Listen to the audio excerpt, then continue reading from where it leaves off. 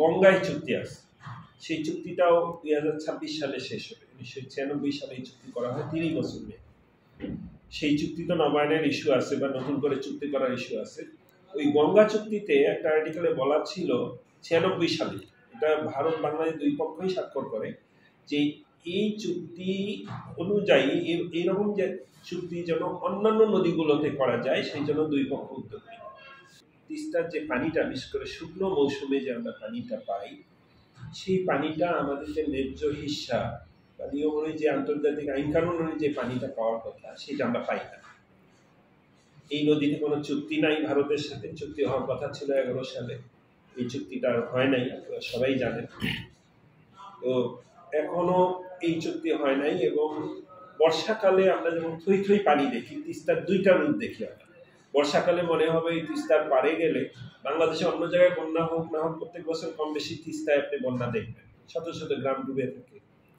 আবার ওই একই নদী 4-5 মাস পরে, যেটা আপনি এই আগস্টে দেখলেন এই রূপ, জুলাই আগস্টে, আবার 7-8 মাস পরেই আপনি যখন এইখানে যাবেন এপ্রিলের দিকে, মার্চের দিকে, এখন যদি যান দেখবেন একটা মরুভূমির মতো হয়ে গেছে, নদী বলে কোনো কিছু খুঁজে পাওয়া যায় না। তো তিস্তার এই রূপটা, এটা আসলে কাম্য না। এখন প্রথম যে ইস্যুটা, যে পানি চুক্তি, এটা একটা হইতে হবে। আমাদের 54টা অভিন্ন নদী ভারতের সাথে, তার মধ্যে একমাত্র গঙ্গায় চুক্তি আছে, সেই চুক্তিটাও 2026 সালে শেষ হবে। 1996 সালে এই চুক্তি করা হয়, 30 বছর নিয়ে। সেই চুক্তি তো নবায়নের ইস্যু আছে বা নতুন করে চুক্তি করার ইস্যু আছে। ওই গঙ্গা চুক্তিতে একটা আর্টিকেলে বলা ছিল 96 সালে, এটা ভারত বাংলাদেশ দুই পক্ষই স্বাক্ষর করে, যে এই চুক্তি অনুযায়ী এইরকম যে চুক্তি যেন অন্যান্য নদীগুলোতে করা যায়, সেই জন্য দুই পক্ষ উদ্যোগ নেয়। বাংলাদেশ তো কখনো বলে না যে ভাটির দেশ বাংলাদেশ, যে আমি চুক্তি চাই না, কিন্তু আমরা উজানের দেশের ভারতের অনাগ্রহণ কারণে অন্য কোনো নদীতে চুক্তি হয় নাই। দ্বিতীয়টা হওয়ার কথা ছিল তিস্তা, সেটা এখন পর্যন্ত হয় নাই।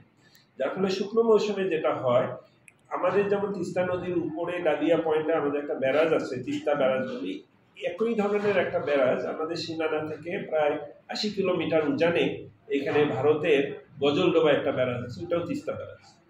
শুকনো মৌসুমে সবারই পানির দরকার হয় ইরিগেশন বা সেচ কার্যের জন্য। ভারত একতরফা ভাবে ওই নদীটার পানিটা প্রত্যাহার করে, যার ফলে আপনি দেখবেন ডালিয়া পয়েন্টে আমাদের কিন্তু যেখানে ব্যারাজ আছে, আপনারা জানেন ব্যারাজটা দিয়ে পানিটাকে আমরা ডাইভার্ট করে ওখানে তিস্তা ইরিগেশন প্রজেক্টে আমরা নিয়েছি, যেখানে 91,000 হেক্টর জমি চাষ করার কথা। আমাদের এই 14, 15, 16 সালে রিপোর্টগুলো যে এসেছিল পত্রপত্রিকায়, এটা নেমে আসছে প্রায় 20,000 হেক্টর জমি আমি শেষ করতে পারি, প্রায় 5 ভাগের 1 ভাগে নেমে আসছে, পানি নাই নদীতে। তো এই এই সিচুয়েশনটা কেন তৈরি হয়? এই জন্যই আমাদের চুক্তি দরকার।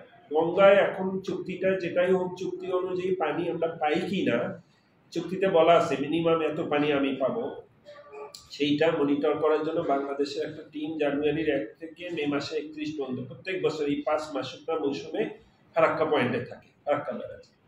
আবার একই সময় ইন্ডিয়ান একটা টিম আমাদের হার্ডিঞ্জ ব্রিজ পয়েন্টে থাকে, যে আমরা ঠিক মতো পানি পাচ্ছি কিনা। তিস্তায় চুক্তি হলে এরকমই হতো। তাহলে পানি যে সমস্যা এবং আন্তর্জাতিক যে আইন কানুন যেগুলো আছে, সেইটা কোনোভাবেই এটা সমর্থন করে না যে একতরফা ভাবে উজানের দেশ পানি প্রত্যাহার করবে বা আটকিয়ে রাখবে। এটা মনে রাখতে হবে যে এইটা আমাদের ভারতের কোনো করুণা না, এটা হলো আমাদের একটা অধিকার, আন্তর্জাতিক আইন অনুযায়ী আমাদের একটা অধিকার। একটা নদী যদি 2টা না 5টা 10টা দেশের ভিতর দিয়েও যায়, ইউরোপে আছে রাইন রিভার 5টা দেশের ভিতর দিয়ে গেছে, দানিউব নদী 10টা দেশের ভিতর দিয়ে গেছে। ওরা সবগুলো দেশ মিলে কমিশন করছে, আমাদের যেমন India Bangladesh joint river commission আছে, ওদেরও সবগুলো দেশ মিলে কমিশন করে ওরা এভরি ইয়ার মিটিং করে, কার কোন দেশের কি সমস্যা, পলিউশন সমস্যা, পানির সমস্যা, এবং ওরা সুন্দরভাবে এটাকে ম্যানেজ করে। যেটা আমরা 2টা দেশ এইখানে আমরা, এটা হচ্ছে না আমাদের এখানে, এটা খুব দুর্ভাগ্যজনক এবং এটা অবশ্যই হওয়া উচিত। নাম্বার 1। নাম্বার 2, আর একটা জিনিস আপনি দেখেন, তিস্তা নদীর যে পানির প্রবাহ, বিশেষ করে বর্ষাকালে, সেই প্রবাহটা কিন্তু আমাদের তিস্তা ব্যারাজের নিচ দিয়েই আসে। তিস্তা ব্যারাজের 44টা গেট আছে। এই তিস্তা নদীর প্রশস্ত, ব্যারাজের প্রশস্ত এখানে 615 মিটার, 1 কিলোমিটারও নয়, অর্ধেকের বেশি। এই পানিটা ব্যারাজের নিচ দিয়েই আসছে।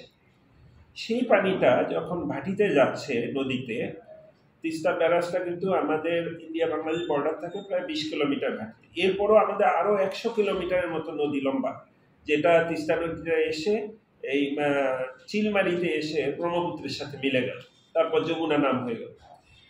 এই যে 100 কিলোমিটার ব্যারাজ থেকে, এখানে আপনি গুগলে গেলে দেখবেন যে নদীটা যে কেউ দেখতে পাবেন, মেপে দেখবেন, ওখানে মাপাও যায়, দেখবেন যে নদীটা কোথাও 3 কিলোমিটার, কোথাও 4 কিলোমিটার, 4.5 কিলোমিটার। যে নদীর পানি, একই নদী একটা জায়গায় 615 মিটার জায়গা দিয়ে যাচ্ছে, সেখানে ভাটিতে গিয়ে তো 4 কিলোমিটার যাওয়ার রাস্তা দরকার নেই। তার বড় জোর ওইখানে ব্যারাজের নিয়ে খুব জোরে যায়, ওইখানে একটা লিমিটের মধ্যে ফ্লো হইতে গেলে 1.5 কিলোমিটার, ম্যাক্সিমাম ধরলাম 2 কিলোমিটার। তা আমি যেখানে 4 কিলোমিটার হয়েছে, রিভারটাকে যদি কনফাইন করে আমি 2 কিলোমিটারের মধ্যে নিয়ে আসতে পারি, তাহলে বাকি 2 কিলোমিটার এখন কি আছে? বালুচর।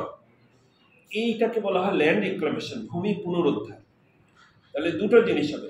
এখন যদি আপনি তিস্তায় যান শুকনো মৌসুমে, আপনি এটা নদী খুঁজে পাবেন না, মনে হবে চরের পরে চর, হঠাৎ করে একটু পানি, কতগুলা সরা, এই টাইপের। আসলে এরকম নদী বলতে আমরা কি বুঝি? নদী বলতে একটা গভীরতা থাকবে, একটা পানির প্রবাহ থাকবে, নদীর পাড়ে আমরা বুঝবো। তিস্তা মহাপরিকল্পনা যে প্রস্তাবটা এসছে আজ থেকে কয়েক বছর আগে, এই কারণেই আসছে, এবং এটাকে আমরা বলি নদী শাসন।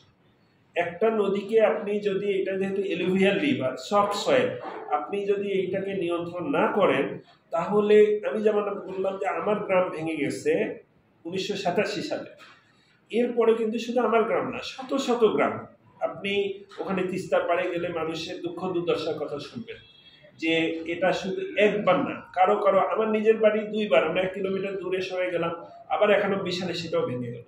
এইরকম পাবেন কারো বাড়ি 5 বার ভেঙে গেছে, 7 বার ভেঙে গেছে, গত 1 যুগ ধরে, 2 যুগ ধরে এটা চলছে। একটা অনিয়ন্ত্রিত নদী, এবং তার ইচ্ছা মতো সে ভাঙছে। এটা নদীর কোনো দোষ নেই, এটা প্রকৃতির নিয়ম। কিন্তু আমরা যে এই যে ইঞ্জিনিয়ারিং আমরা পড়াই, তো এই জন্যই পড়াই, আমি এখানে ওয়াটার রিসোর্স ইঞ্জিনিয়ারিং পড়াই, যে এখানে পানির প্রবাহ নদীকে আমি কিভাবে নিয়ন্ত্রণ করব। সেটা আমরা অনেক জায়গায় অনেক নদীকে কিন্তু নিয়ন্ত্রণ করছি। আপনি দেখবেন যে গঙ্গায় যদি যান, আমরা দেখলাম এই যে নড়িয়া ভেঙে গেল এখানে, পদ্মায়, পদ্মার ভাঙন, মেঘনার ভাঙন, এগুলো তো আমরা ঠেকাচ্ছি বিভিন্ন জায়গায়। কিন্তু দুঃখজনক হলো তিস্তাটা আজ অব্দি একেবারেই অবহেলিত।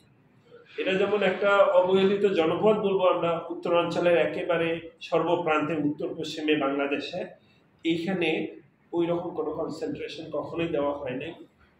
এই জন্যই এটাকে পরিকল্পনা বলে। এটা দেশের জন্য, দেশের মানুষের জন্য, শুধু লালমনিরহাটের মানুষের জন্য না, রংপুর নীলফামারীর মানুষের জন্য, কুড়িগ্রামের না, এটা হলো, এটা কয়েকটা জেলায় পারে, কিন্তু কুড়িগ্রাম, লালমনিরহাট, রংপুর, এখানে গাইবান্ধা এবং নীলফামারী, এই 5টা জেলার মানুষের যে, এই গ্রামের মানুষের যে সম্পদ, যেটা বাড়িঘর, একটা মানুষের বাড়িঘর যখন ভেঙে যায়, তার আবাদি জমি, সে কিন্তু একেবারে পথের ফকির হয়ে যায়। তিস্তায় তাই হচ্ছে। একদিকে বন্যায় এটা হচ্ছে, প্রত্যেক বছর ডুবে নষ্ট হচ্ছে, আর একদিকে বাড়িঘর ভেঙে যাচ্ছে। আবার শুকনা মৌসুমে পানি না আসার কারণে আমরা যে সেচ প্রকল্প করছি এখানে, তিস্তা ইরিগেশন প্রজেক্ট, ওইটাও ঠিক মতো কাজ করছে না। তো সব কিছু মিলে আমরা মনে করি 2টা আলাদা ইস্যু। একটা হলো পানি চুক্তি হওয়া, এটা ভারতের সাথে যৌথভাবে আলোচনার মাধ্যমে এটা করতে হবে, না হলে আমাদের আন্তর্জাতিক ফোরামে এটা তুলে ধরতে হবে। আর দ্বিতীয় যে ইস্যুটা, এটা ভারতের ইস্যু না, এটা হলো আমার ইন্টারনাল ইস্যু, মহাপরিকল্পনা। এটা আমি আমার নদীতে বাদ দিব, আমার নদীর 2 পার উঁচু করব, নদীটাকে ড্রেজিং করব। মহাপরিকল্পনা বলতে যেটা বুঝিয়েছে সেটা হচ্ছে, এই যে নদীটা ব্যারাজের পরে প্রায় 100 কিলোমিটার দূরে অনিয়ন্ত্রিত, সেইটাকে নিয়ন্ত্রিত করা। নিয়ন্ত্রিত কিভাবে করব? আমরা বিভিন্ন জায়গায় রিভেটমেন্ট, এই যেটা আপনারা নদীর পাড়ে বাঁধ দেখেন, বিভিন্ন বাঁধের মাধ্যমে এইখানে আমরা হার্ড প্রোটেকশন দিয়ে নদীটাকে, তার গন্ডিটা ফিক্স করে দিই। তার মানে শুধু নদী থাকবে তা না, একটা নদীতে কিন্তু নদীর পানির প্রবাহ ছাড়া 2 দিকে যে চরগুলো দেখি, নদীর প্লাবন ভূমি বলি আমরা, ফ্লাড প্লেন, সেগুলোও থাকবে। এইটা একটা কারিগরি সমীক্ষার মাধ্যমে এটা আমরা করব, কিন্তু এখন যেভাবে চলছে এইভাবে কোনোভাবেই চলতে পারে না। এখন এটা আপনি পরিকল্পনা বলেন, মহাপরিকল্পনা, এখানে খালি তিস্তার পারেন মানুষ না, এটা দেশের একটা সম্পদ। এই যে ধরেন যদি শত শত গ্রাম যে গত 2 যুগ ধরে, 3 যুগ ধরে এখানে ভেঙে যাচ্ছে, মানুষ অসহায় হয়ে যাচ্ছে, আবাদি জমিগুলো, আমার নিজেরই যদি বলি, আমার বাবার, আমার দাদার অনেক জমি ছিল, উর্বর জমি ছিল, এই ফসল দিয়ে আমরা চলতাম। সেই জমিগুলো এখন সবগুলো গত 91 থেকে শুরু 87 থেকে শুরু করেন 13 আর 25 38 বছর ধরে আমরা কোনো ওইখান থেকে কোনো প্রোডাকশন পাই। কারণ হচ্ছে ওগুলো সব বালুচর। যখনই একটু এইখানে আবাদ হওয়ার মতো হয়, আবার পরের বন্যায় দেখা যায় এটা ভেঙে যাচ্ছে, আনস্টেবল। এটা তো আমি আমার উদাহরণ দিলাম, এইরকম লক্ষ লক্ষ মানুষ তিস্তার পারে দেখবেন একই অবস্থা। তাহলে আমরা যদি নদীটাকে নিয়ন্ত্রণের মধ্যে নিয়ে আসি, তাহলে হবে কি, নদীটার দুই পারে যে জায়গাগুলো বের হবে এটা তো দেশেরই সম্পদ। তাহলে দেশের মানুষের সম্পদ মানে দেশেরই সম্পদ। এইখান থেকে যে প্রোডাকশনটা হবে, এগ্রিকালচার বলেন, অন্যান্য বলেন, এখন তিস্তার পারে গেলে দেখবেন